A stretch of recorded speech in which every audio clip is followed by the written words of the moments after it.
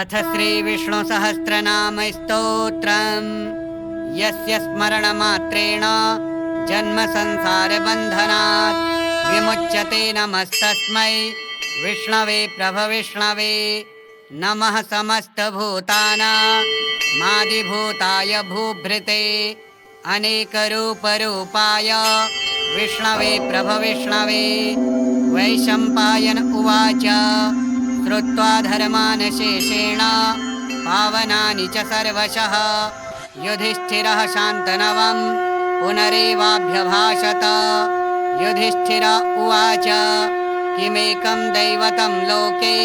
किं वाप्येकं परायणं स्तुवन्तः कं कमर्चन्तः प्राप्नुयुर्मानवः शुभं। को धर्मः सर्वधर्माणां भवतः परमो मतः किं जपन्मुच्यते जन्तुर्जन्म संसारबन्धनात्। भीष्म उवाच जगत्प्रभुं देवदेव मनन्तं पुरुषोत्तमं स्तुवन्नाम सहस्रेण पुरुषः सततोत्थितः तमेव चार्चयन् नित्यं भक्त्या पुरुषमव्ययं ध्यायन्निस्तुवन्नमस्यश्च यजमानस्तमेव च। अनादिनिधनं विष्णुं सर्वलोकमहेश्वरं लोकाध्यक्षं स्तुवन्नित्यं सर्वदुःखातिगो भवेत्। ब्रह्मण्यं सर्वधर्मज्ञं लोकानां कीर्तिवर्धनं लोकनाथं महद्भूतं सर्वभूतभवोद्भवम्। एष मे सर्वधर्माणां धर्मोऽधिकतमो मतः यद्भक्त्या पुण्डरीकाक्षं स्तवैरर्चेन्नरः सदा। परमं यो महत्तेजः परमं यो महत्तपः परमं यो महद्ब्रह्म परमं यः परायणं पवित्राणां पवित्रं यो मङ्गलानां च मङ्गलं दैवतं देवतानां च भूतानां यो व्ययः पिता यतः सर्वाणि भूतानि भवन्त्यादियुगागमे यस्मिश्च प्रलयं यान्ते पुनरेव युगक्षये तस्य लोकप्रधानस्य जगन्नाथस्य भूपते विष्णोर्नाम सहस्रं मे शृणु पापभयापहं। यानि नामानि गौणानि विख्यातानि महात्मनः ऋषिभिः परिगीतानि तानि वक्ष्यामि भूतये। ॐ विश्वं विष्णुर्वषट्कारो भूतभव्यभवत्प्रभुः भूतकृद्भूतभृद्भावो भूतात्मा भूतभावनः भूतात्मा परमात्मा च मुक्तानां परमा गतिः अव्ययः पुरुषः साक्षी क्षेत्रज्ञोऽक्षर एव च योगो योगविदां नेता प्रधानपुरुषेश्वरः नारसिंहवपुः श्रीमान् केशवः पुरुषोत्तमः सर्वः शर्वः शिवः स्थाणुर्भूतादिर्निधिरव्ययः सम्भवो भावनो भर्ता प्रभवः प्रभुरीश्वरः स्वयंभूः शम्भुरादित्यः पुष्कराक्षो महास्वनः अनादिनिधनो धाता विधाता धातुरुत्तमः अप्रमेयो हृषीकेशः पद्मनाभोमरप्रभुः विश्वकर्मा मनुस्त्वष्टा स्थविष्ठः स्थविरो ध्रुवः अग्राह्यः शाश्वतः कृष्णो लोहिताक्षः प्रतर्दनः प्रभूतस्त्रिककुब्धाम पवित्रं मङ्गलं परम् ईशानः प्राणदः प्राणो ज्येष्ठः श्रेष्ठः प्रजापतिः हिरण्यगर्भो भूगर्भो माधवो मधुसूदनः ईश्वरो विक्रमी धन्वी मेधावी विक्रमः क्रमः अनुत्तमो दुराधर्षः कृतज्ञः कृतिरात्मवान् सुरेशः शरणं शर्मा विश्वरेताः प्रजाभवः अह संवत्सरो व्यालः प्रत्ययः सर्वदर्शनः अजः सर्वेश्वरः सिद्धः सिद्धिः सर्वादिरच्युतः वृषाकपिरमेयात्मा सर्वयोगविनिःसृतः वसुर्वसुमनाः सत्यः समात्मा संवितः समः अमोघः पुण्डरीकाक्षो वृषकर्मा वृषाकृतिः रुद्रो बहुशिरा बभ्रुर्विश्वयोनिः शुचिस्रवाः अमृतः शाश्वतः स्थाणुर्वरारोहो महातपाः सर्वगः सर्वविद्भानुर्विश्वक्सेनो जनार्दनः वेदो वेदविदव्यङ्गो वेदाङ्गो वेदवित्कविः लोकाध्यक्षः सुराध्यक्षो धर्माध्यक्षः कृताकृतः चतुरात्मा चतुर्व्यूहश्चतुर्दंष्ट्रश्चतुर्भुजः राजिष्णुर्भोजनं भोक्ता सहिष्णुर्जगदादिजः अनघो विजयो जेता विश्वयोनिः पुनर्वसुः उपेन्द्रो वामनः प्रांशो रमोघः शुचिरोर्जितः अतीन्द्रः संग्रहः सर्गो धृतात्मा नियमो यमः वेद्यो वैद्यः सदा योगी वीरः माधवो मधुः अतीन्द्रियो महामायो महोत्साहो महाबलः महाबुद्धिर्महावीर्यो महाशक्तिर्महाद्युतिः अनिर्देश्य वपुः श्रीमान् मेयात्मा महादृधृक् महेश्वासो महीभर्ता श्रीनिवासः सतां गतिः अनिरुद्धः सुरानन्दो गोविन्दो गोविदाम्पतिः मरीचिर्दमनो हंसः सुपर्णो भुजगोत्तमः हिरण्यनाभः सुतपाः पद्मनाभः प्रजापतिः अमृत्युः सर्वदृक्सिंहः सन्धाता सन्धिमा स्थिरः अजो दुर्मर्षणः शास्ता विश्रुतात्मा सुरारिः गुरुर्गुरुतमो धाम सत्यः सत्यपराक्रमः निमिषो निमिषः स्रग्वे वाचस्पतिरुदारधीः अग्रणीर्ग्रामणीः श्रीमान् न्यायो नेता समीरणः सहस्रमूर्धा विश्वात्मा सहस्राक्षः सहस्रपात् आवर्तनो निवृत्तात्मा संवृतः संप्रमर्दनः अह संवर्तको वह्नि रनिलो धरणीधरः सुप्रसादः प्रसन्नात्मा विश्वधृग्विश्वभुग्विभुः सत्कर्ता सत्कृतः साधुर्जह्नुर्नारायणो नरः असंख्येयो प्रमेयात्मा विशिष्टः शिष्टकृच्छुचिः सिद्धार्थः सिद्धसङ्कल्पः सिद्धिदः सिद्धिसाधनः वृषाही वृषभो विष्णुर्वृषपर्वा वृषोदरः वर्धनो वर्धमानश्च विविक्तः श्रुतिसागरः सुभुजो दुर्धरो वाग्मी महेन्द्रो वसुदो वसुः नैकरूपो बृहद्रूपः शिपिविष्टः प्रकाशनः ओजस्तेजोद्युतिधरः प्रकाशात्मा प्रतापनः ऋद्धः स्पष्टाक्षरो मन्त्रश्चन्द्रांशुर्भास्करद्युतिः अमृतांशोद्भवो भानुः शशबिन्दुः सुरेश्वरः औषधं जगतः सेतुः सत्यधर्मपराक्रमः भूतभव्यभवन्नाथः पवनः पावनो नलः कामः कामकृत्कान्तः कामः कामप्रदः प्रभुः युगादिकृद्युगावर्तो नैकमायो महाशनः अदृश्यो व्यक्तरूपश्च सहस्रजिदनन्दजेत् इष्टो विशिष्टः शिष्टेष्टः शिखण्डी नहुषो वृषः क्रोधः क्रोधकृत्कर्ता विश्वबाहुर्महीधरः अच्युतः प्रथितः प्राणः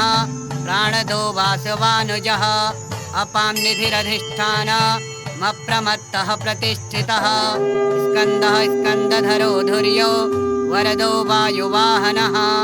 वासुदेवो बृहद्भानो रादिदेवः पुरन्दरः अशोकस्तारणस्तारः शूरः शौरिर्जनेश्वरः अनुकूलः शतावर्तः पद्मी पद्मनिभीक्षणः पद्मनाभो रविन्दाक्षः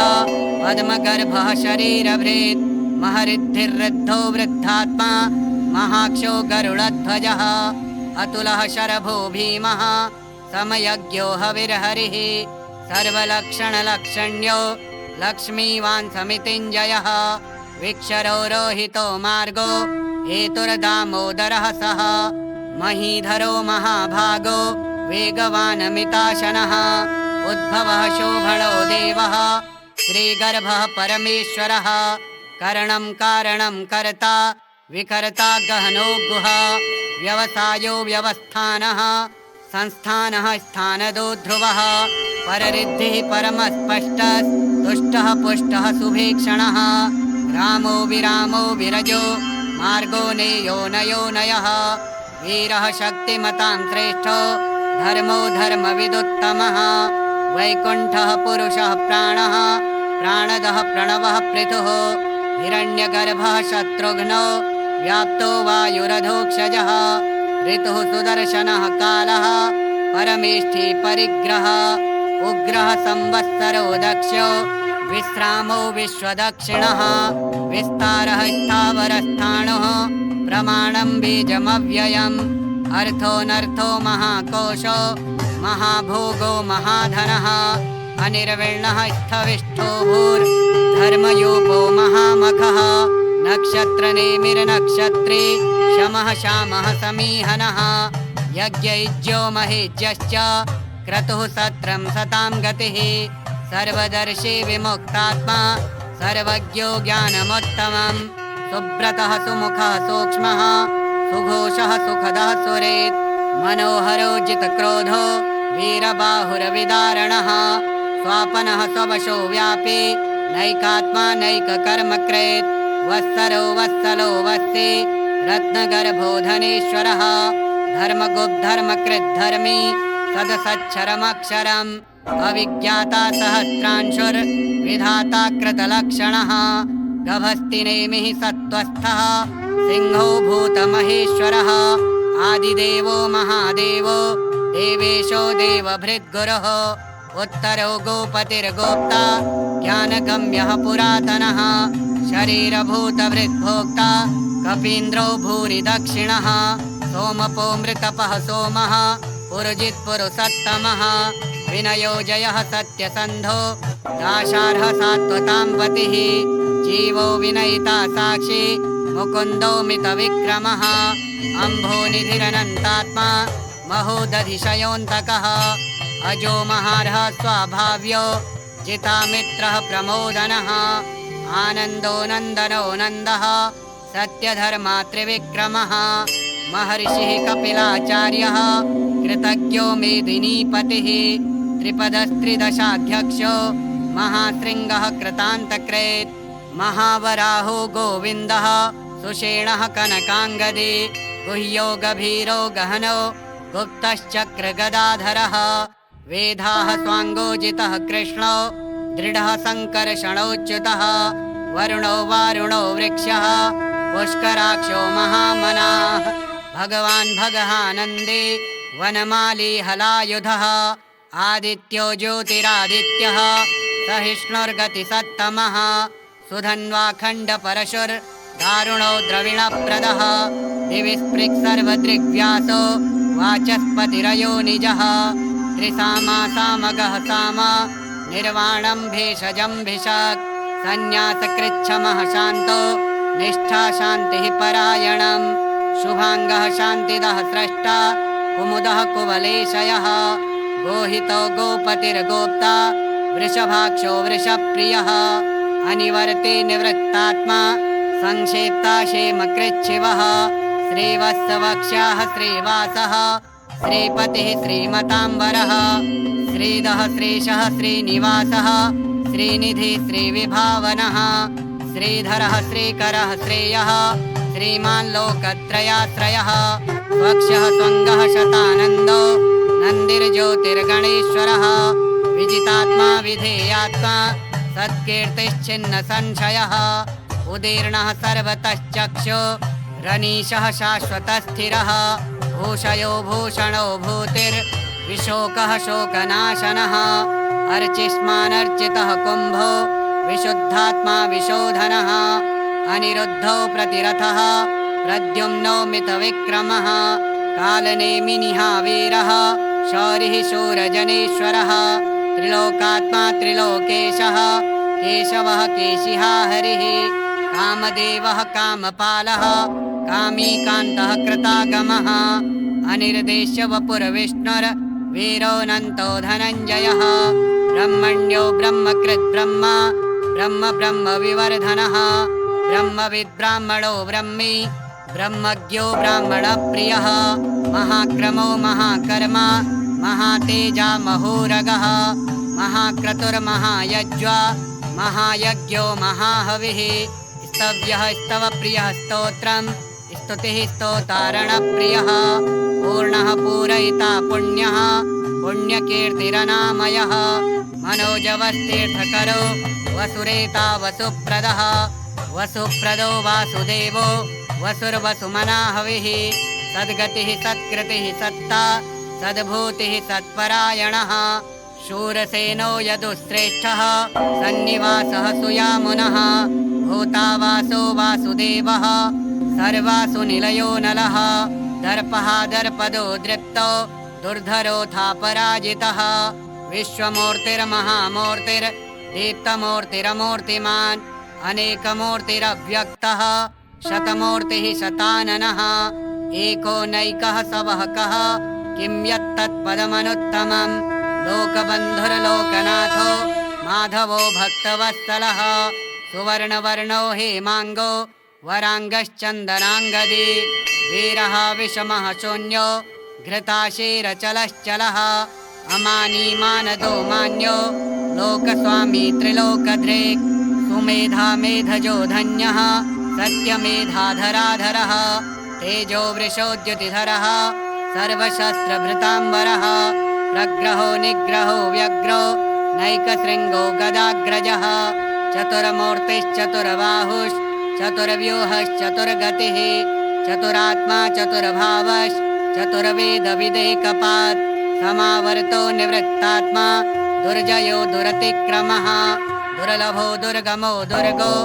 दुरावासो दुरारिः शुभाङ्गो लोकसारङ्गः सुतन्तुस्तन्तुवर्धनः इन्द्रकर्मा महाकर्मा कृतकर्मा कृतागमः उद्भवः सुन्दरः सुन्दो रत्ननाभः सुलोचनः अर्को वाजसनः शृङ्गे जयन्तः सर्वविजयी सुवर्णबिन्दुरक्षोभ्यः सर्ववागीश्वरेश्वरः महाहृदो महागर्तो महाभूतो महानिधिः कुमुदः कुन्दरः कुन्दः पर्जन्यः पावनो नीलः अमृताशोऽमृतवपुः सर्वज्ञः सर्वतोमुखः सुलभः सुब्रतः सिद्धः शत्रुजिच्छत्रुतापनः न्यग्रोधोदुम्बरोऽश्वत्थश्चाणूरान्ध्रनिषूदनः सहस्रार्चिः सप्तजिह्वः सप्तैधाः सप्तवाहनः अमूर्तिरनघोचिन्त्यो भयकृद्भयनाशनः अणुर्बृहत्कृशः स्थूलो गुणभृन्निर्गुणो महान् अधृतः स्वधृतः स्वास्यः प्राग्वंशो वंशवर्धनः भारभृत्कथितो योगी योगीशः सर्वकामदः आश्रमः श्रमणः श्यामः सुपर्णो वायुवाहनः धनुर्धरो धनुर्वेदो दण्डो दमयितादमः अपराजितः सर्वसहो नियन्ता नियमो यमः सत्त्ववान् सात्विकः सत्यः सत्यधर्मपरायणः अभिप्रायः प्रियार्होरः प्रियकृत्प्रीतिवर्धनः विहाय सगतिर्ज्योतिः सुरुचिरहुतभुग्विभुः रविर्विरोचनः सूर्यः सवितारविलोचनः अनन्तो हुतभुग्भोक्ता सुखदो नैकजोग्रजः अनिर्विण्णः सदा मर्षि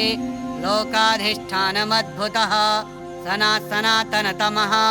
कपिलः कपिरप्ययः स्वस्तिदः स्वस्तिकृस्वस्ति स्वस्तिभुक् स्वस्ति दक्षिणः अरौद्रः कुण्डली चक्रे विक्रम्योर्जितशासनः शब्दातिगः शब्दसः शिशिरः शर्वरीकरः अक्रूरः पेशलो दक्षो दक्षिणः शमिणाम्बरः विद्वत्तमो वीतभयः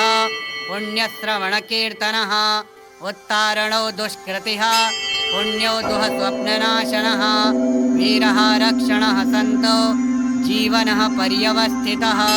अनन्तरूपोऽनन्तश्रीर्जितमन्युरभयापः चतुरस्रो गभीरात्मा विदिशो व्यादिशो दिशः अनादिर्भूर्भुवो लक्ष्मीः सुवीरो रुचिराङ्गदः जननो जनजन्मादिर्भीमो भीमपराक्रमः आधारनिलयो धाता पुष्पहासः प्रजागरः ऊर्ध्वगः सत्पथाचारः प्राणदः प्रणवः पणः प्रमाणं प्राणनिलयः प्राणभृत् प्राणजीवनः तत्त्वं तत्त्वविदेकात्मा जन्म मृत्युजरातिगः भूर्भुवः स्वस्तरुस्तारः सविता प्रपितामहः यज्ञो यज्ञपतिर्यज्वा यज्ञाङ्गो यज्ञवाहनः यज्ञभृद्यज्ञकृद्यज्ञे यज्ञभुग्यज्ञसाधनः यज्ञान्तकृद्यज्ञगुह्य मन्नमन्नाद एव च आत्मयोनिः स्वयं जातो वैखानः सामगायनः देवकीनन्दनः स्रष्टा शितेशः पापनाशनः शङ्खभृन्नन्दके चक्रे शारङ्गधन्वा गदाधरः रथाङ्गपाणिरक्षोभ्यः सर्वप्रहरणायुधः सर्वप्रहरणायुध ॐ नमः इतेदं कीर्तनीयस्य केशवस्य महात्मनः नाम्नां सहस्रं दिव्यानामशेषेण प्रकीर्तितं य इदं शृणुयान्नित्यं यश्चापि परिकीर्तयेत् नाशुभं प्राप्नुयात् किञ्चित् सोमुत्रेह च मानवः वेदान्तगो ब्राह्मणः स्यात् क्षत्रियो विजयी भवेत् वैश्यो धनसमृद्धः स्यात् शूद्रः सुखमवाप्नुयात् धर्मार्थे प्राप्नुयात् धर्ममर्थार्थे चार्थमाप्नुयात् कामानवाप्नुयात् कामी प्रजार्थे प्राप्नुयात् प्रजां भक्तिमान्यः सदोत्थाय शुचिस्तद्गतमानसः सहस्रं वासुदेवस्य नाम्नामेतत् प्रकीर्तयेत् यशः प्राप्नोति विपुलं याति प्राधान्यमेव च अचलां श्रियमाप्नोति श्रेयः प्राप्नोत्यनुत्तमं न भयं क्वचिदाप्नोति वीर्यं तेजश्च विन्दते भवत्यरोगो द्युतिमान् बलरूपगुणान्वितः रोगार्तो मुच्यते रोगात् बद्धो मुच्येत बन्धनात् भयान्मुच्येत भीतस्तो मुच्येतापन्न आपदः दुर्गाण्यतितरत्याशो पुरुषः पुरुषोत्तमं स्तुवन्नाम सहस्रेण नित्यं भक्तिसमन्वितः वासुदेवाश्रयो मर्त्यो वासुदेवपरायणः सर्वपापविशुद्धात्मा याति ब्रह्म सनातनं न वासुदेवभक्तानाम् अशुभं विद्यते क्वचित् जन्म मृत्युजरा व्याधि भयं नैवोपजायते इमं विस्तवमधीयानः श्रद्धा भक्तिसमन्वितः युज्येतात्मसुखक्षान्ते श्रीधृतिस्मृतिकीर्तिभिः न क्रोधो न च मात्सर्यं न लोभो नाशुभा मतिः भवन्ति कृतपुण्यानां भक्तानां पुरुषोत्तमे द्यौः स चन्द्रार्कनक्षत्रा खं दिशो भूर्महो दधिः वासुदेवस्य वीर्येण विधृतानि महात्मनः ससुरासुरगन्धर्वं स यशोरगराक्षसं जगद्वशे वर्ततेदं कृष्णस्य सचराचरम् इन्द्रियाणि मनोबुद्धिः सत्त्वं तेजो बलं धृतिः वासुदेवात्मकान्याहो क्षेत्रं क्षेत्रज्ञ एव च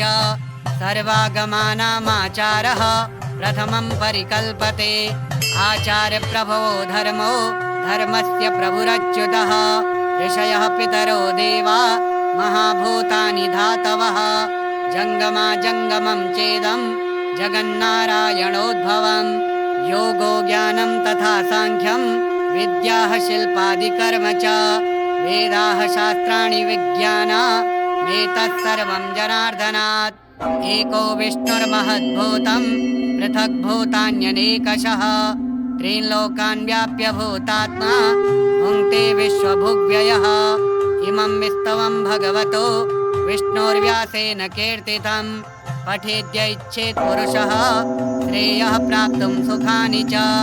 विश्वेश्वरमजं देवं जगतः प्रभवाप्ययं भजन्ति ये पुष्कराक्षं न ते यान्ति पराभवम् ॐ तत्सदिति